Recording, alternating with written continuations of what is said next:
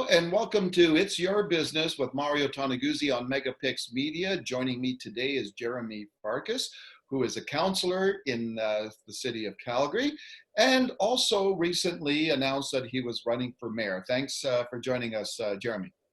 Well, thanks so much for having me. I really appreciate you reaching out. Okay, well, let's start with the obvious question is the why. Why do you want to be Calgary's next mayor? Well, I'm running for every Calgarian who's been knocked down but refuses to stay down. I think about my own family story. They could have gone anywhere in the world, but they chose to come to Canada and to Calgary. And leaving communist Hungary as refugees, they knew of our country, our city as somewhere that they could make a life for themselves and make some success. And for me, it's all about giving back. It's pushing again for opportunity, the fact that we've built something so incredible here in Calgary and wanting to be a part of that. And I think, again, it comes back to opportunity. I think opportunity is what Calgarians need right now, and opportunity is what our city council has to work to restore and renew for our city. So what's your top priorities if you become mayor? So it's really along the lines of three things. Again, the first is opportunity, making sure that Calgary remains one of the best places on earth to be able to make a life and make a living. The second piece is around spending, getting our own budget under control, better leveraging technology to understand what services Calgarians want and how they want it delivered. And the third piece is around transparency, making sure that we're transparent with council's decisions and that there's accountability for every dollar and how it's spent. Okay, so when we look at the last couple of years, Jeromy, a lot of criticism directed towards city council, especially from the business community, right? Rising taxes, property taxes, just a tough time for businesses to operate here in Calgary. And with the economy, obviously, due to COVID and obviously the downturn in the oil patch, you've got really a triple whammy for businesses going on there. First of all, what's your take about how hard hit the business community has been in the last couple of years here? Well, it's been absolutely devastating. We've seen the cumulative impact of so many different factors. We have the geopolitics impacting the world oil prices. You have the global recession brought on by COVID-19. And then you also have a lot of the internal factors like landlocking our access to various markets in terms of the oil and gas industry. All of that on its own would be a tough mountain to climb. Not to mention the fact that I believe that we have a city council and administration which are in many ways making the situation worse. There's just so much volatility right now in people's tax bills. And right now, I think our focus needs to be on making sure that taxes are low, that they're fair, and they're consistent. You can't have this level of volatility and costs at the same time as we're trying to sell various investors capital to come to the city. So I think a lot of the issues we're facing right now are huge, but many of the problems we're facing are sort of self-inflicted. You also have say a city government which is raising business taxes at the same time as the provincial government's trying to reduce red tape and reduce corporate taxes. So you can't have two people in the canoe rowing in different directions. We all got to pull in the same direction if we're going to be able to get us out of this crisis situation.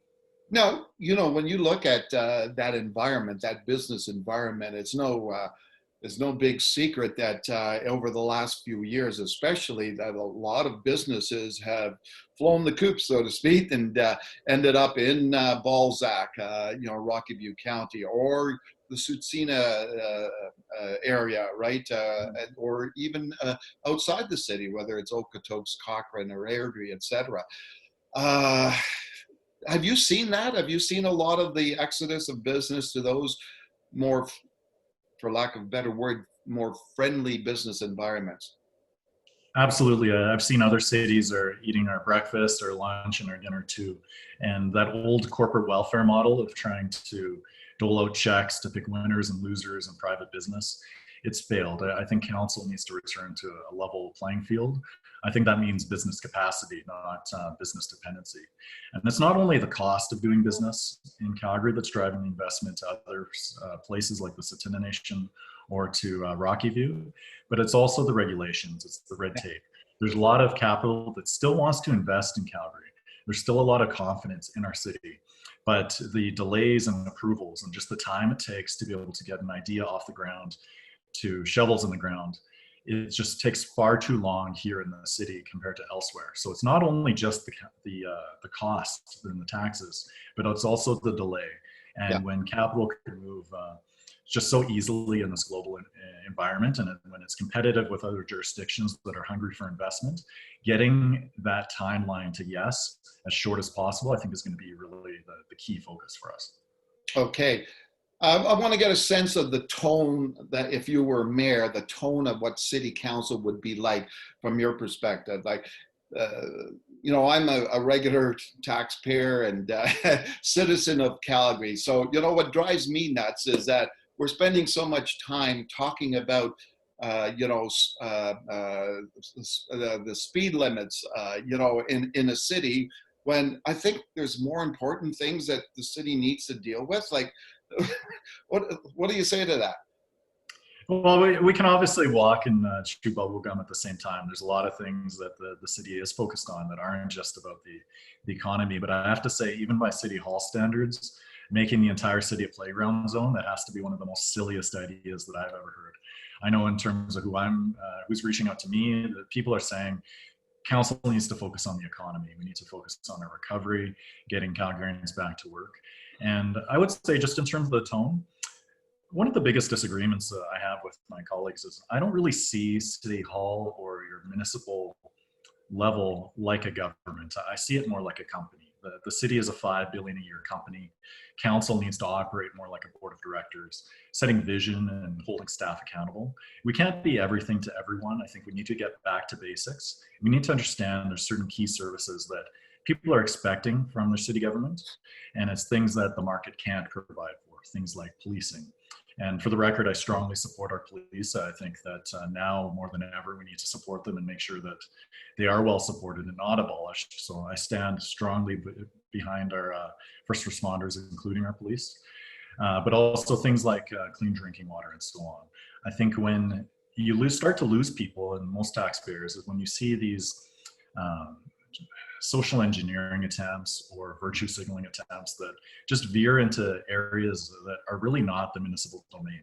So I think in terms of the tone, people aren't asking for perfection, but they're wanting to see City Hall also taking steps to reduce our costs. So I'd like to see council leading by example. For example, on our golden pensions, wages, no sales job in the world is going to work if the words don't line up with our actions. Yeah. When you look forward to the next election, what's your sense of the mood of the electorate out there today? Do you think many of your fellow city councillors are going to be in for a rude awakening? I think the mood out there isn't good. A lot of Calgarians are out of work, and they have been for a long time now, even from before the COVID-19 lockdowns. They see council agreeing to things like very generous wage settlements, say for our unions. The last 4-year agreement was a 12.5% increase. So the typical staff are about 15% ahead of where they were in 2014. And it's very difficult for the typical voter, Calgarian taxpayer, to support that and those continuing increases in taxes. Say, for example, also in April in the COVID lockdown, council also approved a 7.5% increase on the typical homeowner. Right now, you just can't squeeze more blood from the stone at this point. So I think the mood is not good. But for my part, what I'm asking Calgarians to support is to say yes. My record has been clear, asking City Council to say yes to financial responsibility, to transparency and opportunity. And it's not enough to be against something. I think you have to have a plan, a vision, something that you can articulate in terms of how we get out of the ditch. So for my part, I'm not so much running against the City Hall establishment, but instead running for what we believe to be a pretty common sense plan, getting us back on track in terms of our finances. And again, it's a positive vision, because we can't build up our city on a negative vision of what we're against. But I think when we think back to the fundamentals, why Calgary has been such an incredibly attractive place to invest and to come, we need to get back to those basics and again, restore the level playing field for opportunity, and most of all, just giving our young people hope that their future is here in the city. Now, the previous election for mayor, Bill Smith ran, and he had a certain backing out there in the community. I'm wondering who's backing your campaign. So at this point, it's a broad coalition for in terms of if this is a question of my politics, I'd say I'm fiscally conservative, socially very live and let live. I've been able to earn the support of my constituents here in Ward 11, and the response has just been tremendous since we announced the campaign. Many thousands of people have reached out, phone calls, messages, offers of help, time, money, and so forth, and really looking forward to be able to share more of our team, our campaign, our vision when we're able to host more of these events out of this lockdown. Now, I'm assuming because of what your priorities are and what your thoughts are, that you can expect the business community to rally around your campaign. Is that? Well, I can't expect anything I haven't worked to earn for myself. So not taking anything for granted. For my part, all I can do is put myself on offer, say, these are the things that I'm for: leadership by example, transparency, opportunity. And I'm certainly going to be working as hard as I can to be able to demonstrate that I'm worthy of support. Most of all, though, I think, again, it kind of comes back to having that plan, that vision. I think one of the assets that I have is that I know enough about how the system works that from day one as mayor, I can hit the ground running. But knowing enough about the system without actually being a slave to it, to actually be genuine and able to reform it. So I believe that this is going to be a very exciting campaign. And for my part, just eager to listen and learn. And that's part of why we announced when we did, is that it takes time to be able to listen, learn, and this is a little bit maybe strange to hear from a politician, but I know I'm not the smartest person in the room.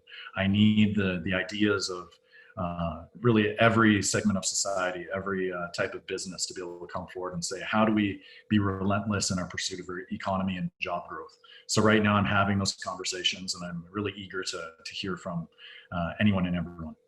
So the $1 million question is, who is running against you, right, in this campaign? Now, he hasn't said anything formally, but what are your expectations of the current mayor, Naheed Nenshi, and whether or not he will run again?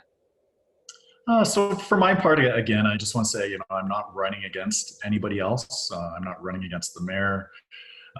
I'm running for these ideas that I think have been so instrumental and foundational to Calgary's success.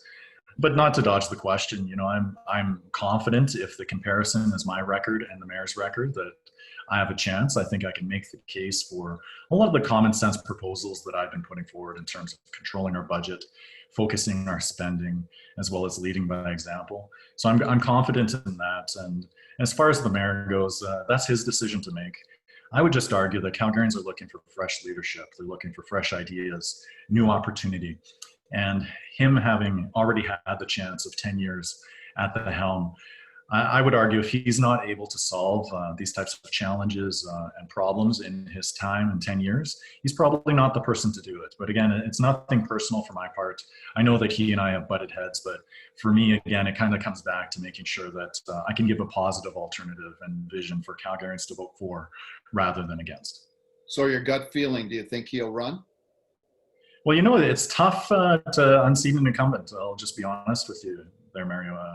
I believe no sitting mayor has lost in over 40 years, and I think it was 40 years before that when it happened before that.